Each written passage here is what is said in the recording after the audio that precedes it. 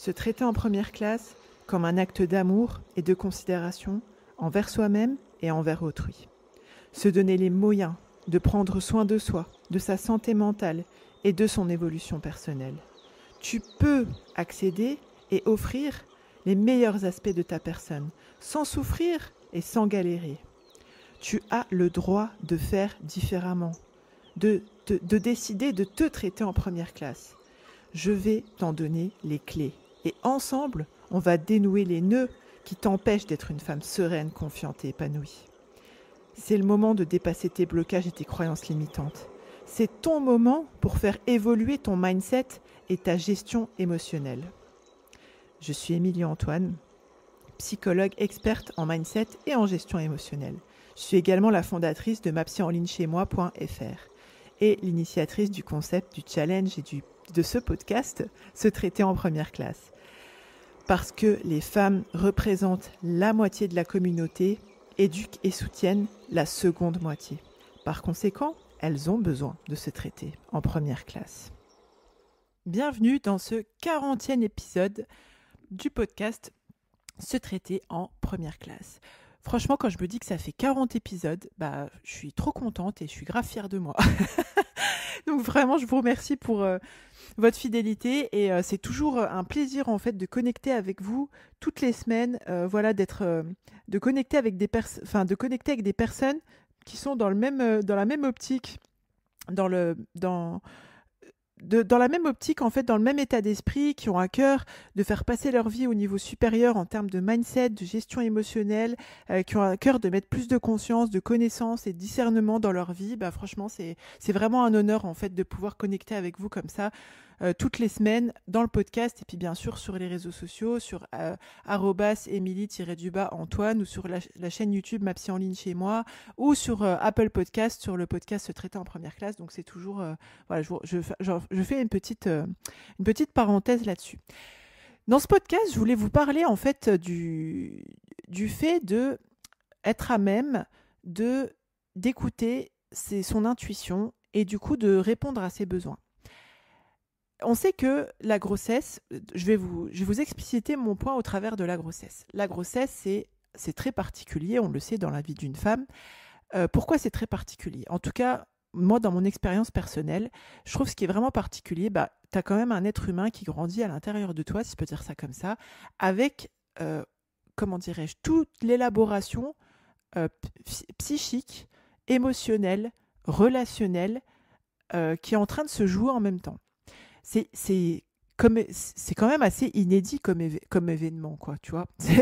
Le truc de se figurer qu'il y a un autre être humain qui grandit en toi, je peux dire ça comme ça. Donc, tu portes potentiellement deux âmes. Donc, ça, c'est assez ouf de se dire ça. Donc, émotionnellement, en plus...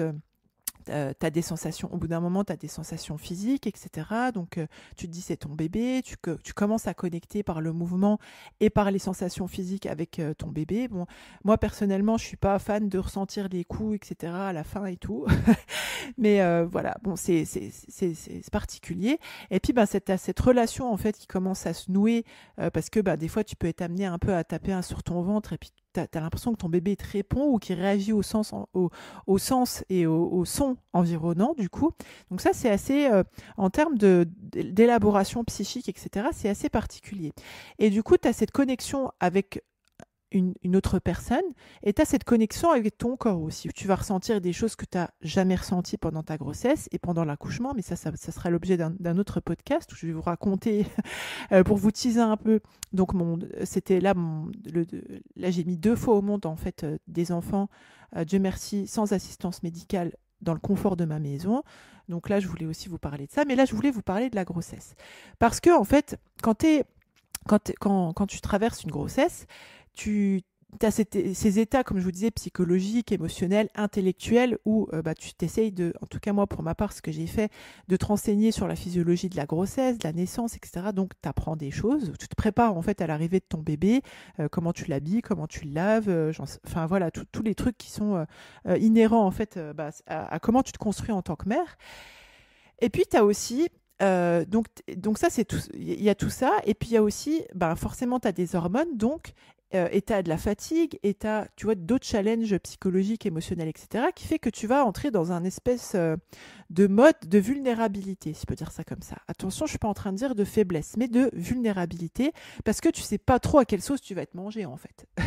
Pendant la grossesse, tu sais pas comment ta grossesse, elle va se passer, tu sais pas comment ton accouchement, il va se passer, tu sais pas réellement si ton bébé, il est en bonne santé ou pas. Etc. Donc c'est une grosse période d'incertitude. Et, euh, et je trouve que connecter avec soi, avec son intuition, etc., dans cette période-là, c'est très particulier. Et du coup, je voulais vous parler de mon expérience. Pour cette deuxième grossesse, j'avais pas décidé avant, mais ça s'est fait comme ça, en fait, parce qu'au début, j'étais en mode, je suivais mon feeling. Donc, quand j'ai découvert que j'étais enceinte pour la troisième fois, j'étais en vacances en France, parce que je suis expatriée aux Émirats Arabes Unis, pendant l'été. Et du coup, moi, je suis pas trop fan des hôpitaux, je suis pas trop fan des médecins, etc. Et tout. J'aime bien les sages-femmes. J'aime bien, voilà, je connecte assez bien avec les sages-femmes, etc. C'est parce que bon, bah, je pense que j'ai on va dire une passion pour tout ce qui est le process de la naissance, l'accouchement, etc. Donc du coup, j'aime beaucoup parler avec des doulas, des sages-femmes, etc.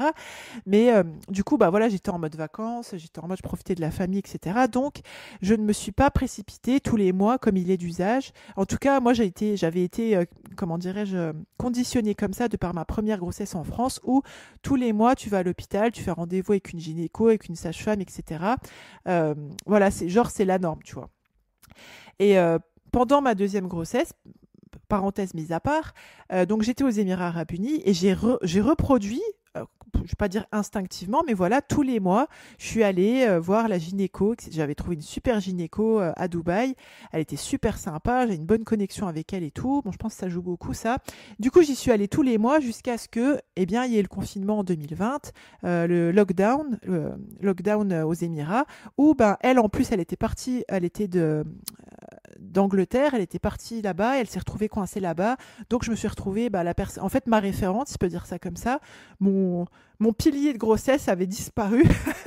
Et du coup, bah, j'ai dû, entre guillemets, faire toute seule. Enfin, j'ai trouvé une autre gynéco entre-temps quand même, parce que je voulais m'assurer que, en tout cas en fin de grossesse, faire ou dans ma tête, j'envisageais très fortement le fait d'accoucher à la maison, etc.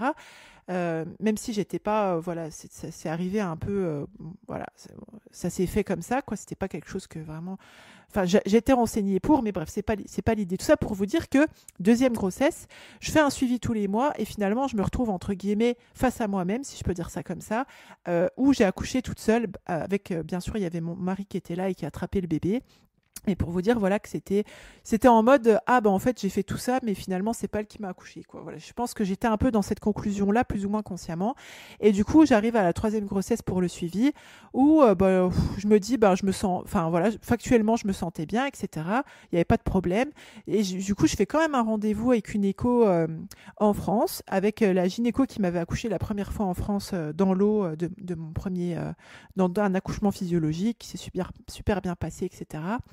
Euh, et, euh, et du coup, j'avais fait un rendez-vous avec elle pour vérifier que, entre guillemets, le fœtus, il est bien implanté, il est au bon endroit, que tout va bien, etc. Avant de repartir aux Émirats. Et du coup, je fais mon rendez-vous, je rentre aux Émirats.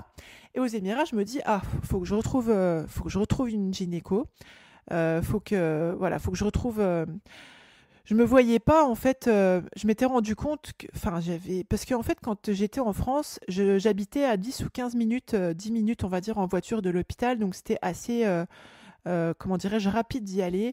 Et franchement, je me suis rendu compte que moi, quand j'ai des contractions en fait, moi, quand je commence l'accouchement en général, ça blague pas. C'est pas genre j'ai une contraction toutes les 2 heures ou toutes les heures, et puis ça va, je peux faire mon ménage en même temps, etc. Non, on rentre dans le vif du sujet direct.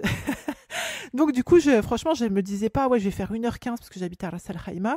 Je vais me faire 1h15 pour aller à l'hôpital à Dubaï, prendre le risque d'accoucher dans la voiture, ce qui est pas ma phobie, mais vraiment, j'ai pas du tout envie d'accoucher dans la voiture. C'est pas mon délire du tout.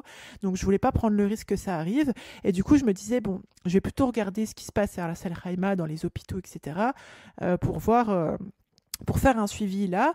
Et pour si au cas où je dois aller à l'hôpital, je sois moins loin que d'aller à Dubaï, même si j'ai quand même 30 minutes pour aller en voiture à l'hôpital que j'avais on va dire ciblée, si je peux dire ça comme ça. Je ne referai pas de la pub parce que j'aime pas y aller. Ça, c'est une autre, voilà, genre, bref, je continue. Et donc, dans cette deuxième grossesse, j'étais en mode, je sentais que j'avais vraiment pas envie d'aller chez la gynéco, parce qu'il n'y a pas de sage-femme en fait aux Émirats. C'est pas comme en France où tu peux ne pas voir de gynéco et aller voir la sage-femme, etc. Les sages-femmes, elles sont que dans les hôpitaux, elles n'ont pas leur bureau, etc. Elles ont pas de, comment dire, elles consultent pas en individuel, quoi, si je peux dire ça comme ça. Elles sont pas libérales, voilà. Et du coup, franchement, ça me disait pas du tout d'aller à l'hôpital. Moi, personnellement, dans ma vie, j'ai pas eu des expériences de ouf avec des gynécos. J'ai une approche de la santé, de la gynécologie globale, enfin voilà, où j'aime bien considérer le côté, bien sûr, émotionnel, mais le côté aussi alimentation, santé globale, etc. Et j'étais pas tombée jusqu'à ce que celle que je trouve à Dubaï, même si on n'était pas d'accord sur tout, sur la physiologie de la naissance, mais bref. Voilà, j'ai jamais trop connecté, on va dire, avec des gynécos, quoi. Et pour moi, c'est important de connecter avec le professionnel de santé en qui je confie ma santé, la santé de mon bébé. Ceci étant. Donc, je sentais que j'étais tout le temps en train de repousser, en fait, tout le temps en train de repousser les rendez-vous. Je disais toujours, ouais, la semaine prochaine, il faut que je prenne rendez-vous, il faut que je vois pour le coût, etc.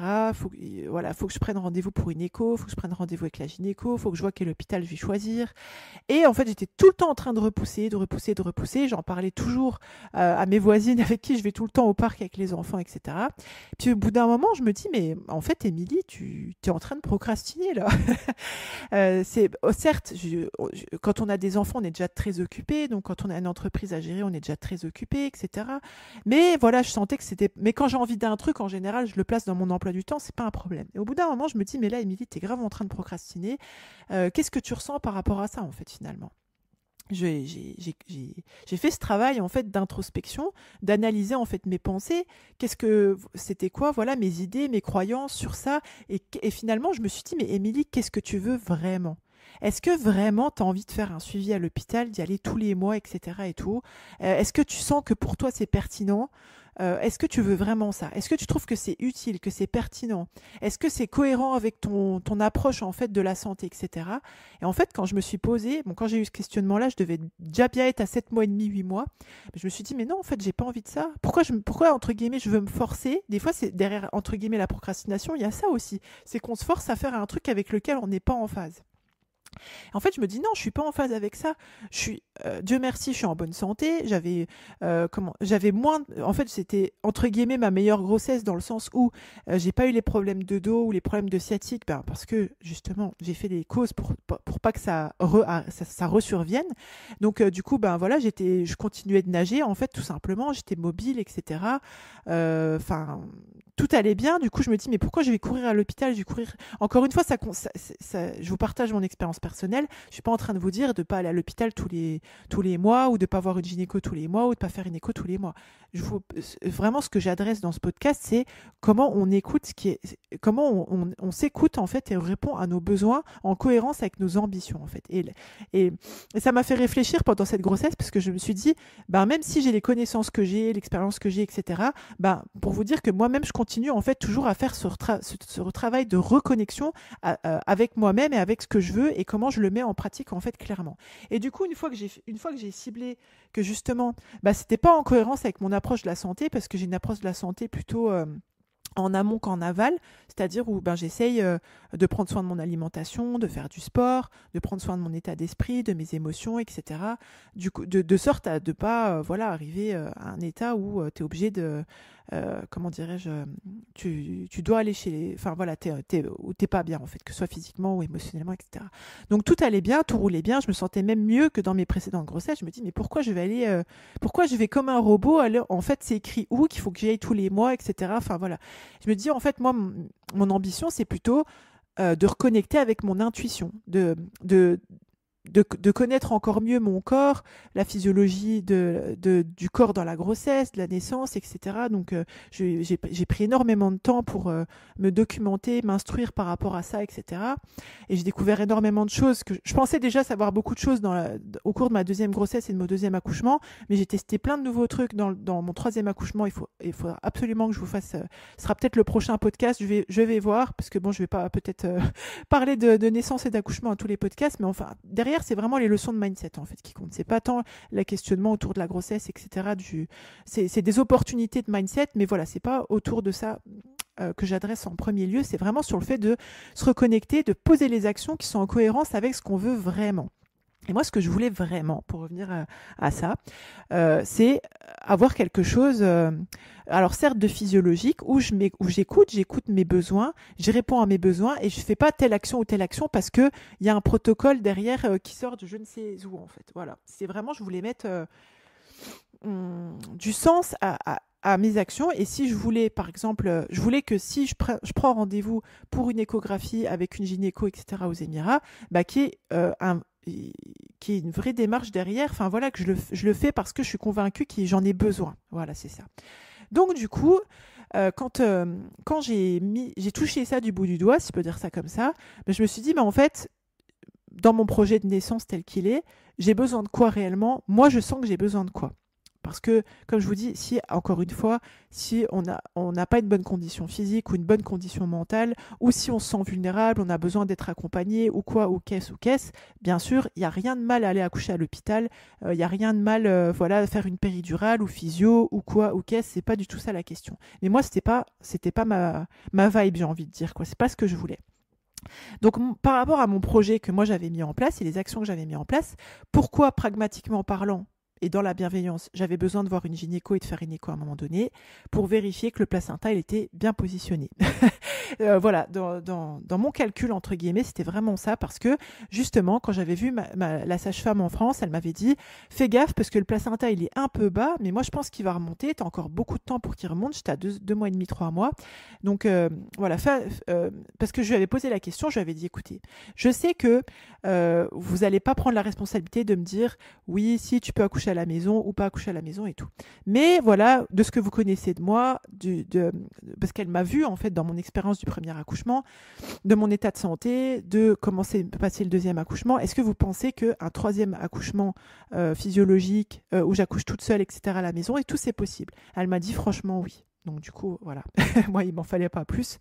Et elle m'avait dit, voilà, sois attentive à ce que le placenta soit bien remonté. Donc, à un moment donné de la grossesse, j'ai fait un rendez-vous, j'ai pris rendez-vous chez une gynéco. On a fait une échographie et je lui dis est-ce que le placenta est remonté? Elle me dit oui, tout va bien, le bébé, bon, j'étais déjà bien avancée dans la grossesse, au stade où on voit plus, pour vous dire, j'étais pas complètement sûre que c'était une fille, parce qu'on voyait pas, et comme j'avais pas fait la fameuse écho du deuxième trimestre parce que j'avais pas envie de le faire et que ça faisait pas sens pour moi, en fait, dans la première écho, elle m'avait dit à 70% c'est une fille, mais j'étais pas sûre et certaine. Et du coup, voilà, j'étais allée un peu comme ça. Et comme le bébé était tourné dans mon ventre de sorte à ce qu'on voit pas le sexe du bébé, j'étais pas trop sûre. Mais de toute façon, j'étais pas venue pour ça. J'étais venue pour savoir si le placenta était bien positionné ou pas. Donc du coup, une fois que j'ai su ça, dans ma tête, je me suis dit, ok, moi je me sens rassurée par rapport à ça, comment mon corps va, comment mon mindset il est, etc. Et moi j'étais en mode, mais j'aime tellement accoucher à la maison, c'est trop bizarre ce que je vous dis, mais encore une fois, ça me concerne que moi, je vous parle de mon expérience personnelle, mais moi ça fit mes ambitions, mes principes et mes valeurs, parce que dans mes ambitions, accoucher à la maison, en fait, dans la tranquillité, dans la physiologie, en mode cool, pas de stress, il n'y a pas quelqu'un qui vient me checker toutes les heures, on cherche pas, j'ai pas besoin, moi je ressentais que j'avais pas besoin de savoir où j'en suis, genre quelqu'un qui m'ausculte et qui me dit voilà, t'es à 2 doigts, 3 doigts, etc. J'avais pas besoin de ça et j'avais pas envie d'expliquer et réexpliquer pourquoi ça m'intéressait pas dans mon projet de naissance, etc. et tout. Donc du coup, c'était à cette ambition-là, c'est ce qui me convenait le mieux. Et puis dans mes principes et dans mes valeurs, pareil, j'ai pas envie de me justifier en fait sur un truc où j'ai pas de compte à rendre en fait. Si j'ai pas envie bien sûr, encore une fois, comment dirais-je, il faut faire ça il faut se sentir en sécurité, que le bébé soit en bonne santé, que vous soyez en bonne santé, bla bla bla. Ok, on est d'accord sur tout ça. C'est encore pas c'est pas le focus, d'accord? C'est vraiment l'idée, c'est de comment en tout cas moi, dans une de mes dernières expériences personnelles, j'ai vérifié cette attention et cette conscience de soi qu'il faut pouvoir avoir pour continuer d'avoir cet état d'esprit, de poser les actions qui vont être en cohérence avec nos principes, nos valeurs et nos ambitions. Donc du coup, comme je vous disais, voilà, moi j'avais pas envie de réexpliquer, me justifier, etc. Blablabli, blablabla. C'est pas dans mon délire en fait. C'est pas un délire, on est d'accord, mais voilà, vous avez compris l'expression. Donc du coup, c'est ce qui me correspondait le mieux. Voilà, donc je me suis préparée dans mon objectif qui était celui-là, en fait, d'accoucher sans assistance médicale dans le confort de ma maison, dans une petite piscine pour enfants tranquille dans mon salon. Ben, je me suis préparée dans mon état d'esprit, je me suis préparée physiquement, j'ai nagé, franchement, je vais pas vous dire de bêtises, mais en tout cas, à J-7, c'est sûr que, enfin, dans le dernier mois, je nageais encore, j'étais encore sportive, j'étais encore mobile, etc. Bien sûr, j'étais fatiguée, on va pas se mentir, hein. Je trouve que c'est d'ailleurs, à titre personnel, beaucoup plus fatigant d'être enceinte que d'avoir un nouveau-né, même s'il se réveille 10 fois par nuit. Mais bon, ça, c'est mon expérience personnelle. Donc, j'étais quand même assez fatiguée physiquement, etc. Enfin, fatiguée dans le sens où j'avais besoin de beaucoup de sommeil. Puis bon, la nuit, c'est pas très agréable, le ventre, etc. et tout. Mais bref, c'est pas la question.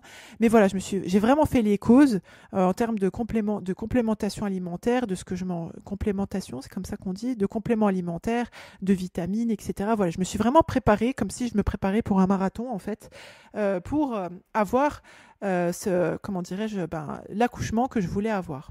Et voilà, du coup, c'est vraiment pourquoi je vous parle au-delà du fait de raconter ma vie, voilà, de vous donner un exemple concret de comment, en termes de mindset, de gestion émotionnelle aussi, parce que souvent on me dit, mais t'as pas eu peur, voilà, quand je raconte, mais t'as pas eu peur, bien sûr que t'as de la peur qui te traverse l'esprit, en fait. Bien sûr que tu as des pensées, et moi aussi, j'ai des pensées effrayantes, si je peux dire, mais même effrayantes, ouais, c'est vrai qu'ils font peur et tout. Mais après, c'est comment tu te positionnes par rapport à ça. Comment en femme, entre guillemets, confiante, affirmée, etc. Quel travail tu fais au niveau de ta spiritualité, parce que c'est hyper important. Ta psychologie, ton mental, ta gestion émotionnelle, etc. Donc voilà, c'est vraiment, je voulais vous donner un exemple, en fait, vous confier un petit peu une de mes dernières expériences qui ont challengé justement tout cet état d'esprit, en fait, tout ce positionnement par rapport à nos ambitions, nos principes et nos valeurs. Alors justement, si toi aussi tu veux apprendre à te traiter en première classe en toutes circonstances, eh bien, je te conseille de rejoindre le challenge qui va commencer incessamment sous peu, les 5 jours pour apprendre à se traiter en première classe. Tu peux rejoindre l'expérience en te rendant sur mapsenligne-chez-moi.fr/challenge. C'est un challenge qui est offert, donc c'est ton opportunité. Tous les jours, je serai en live sur un groupe privé réservé aux femmes pour vous donner la leçon et l'exercice du jour. Donc vraiment, ne ratez pas cette occasion de commencer à travailler sur vos blocages et vos croyances limitantes pour vous forger justement le mindset d'une femme confiante, sereine et épanouie. Merci de votre écoute. J'aimerais beaucoup avoir vos retours sur ce podcast. Vous pouvez m'adresser une note, une review ou un commentaire depuis votre plateforme d'écoute et pensez bien à vous abonner. Merci encore, au plaisir de revenir dans vos oreilles. C'était Émilie Antoine, psychologue, experte en mindset et en gestion émotionnelle, fondatrice et SEO de mapsenligne-chez-moi.fr. Je vous ai présenté le podcast Se traiter en première classe, votre dose hebdomadaire pour vous construire le mindset d'une femme épanouie et en phase avec ses valeurs et ses principes. Chaque semaine, je vais te donner des explications impactantes et des conseils concrets pour que tu puisses vivre en fonction de tes aspirations, de tes principes et de tes valeurs, et non en fonction de tes peurs, de tes traumatismes, de tes croyances limitantes et de tes blocages. Pensez bien que vous êtes la première personne à bénéficier du crédit que vous accordez à votre existence, et je vous dis à bientôt. Bye bye!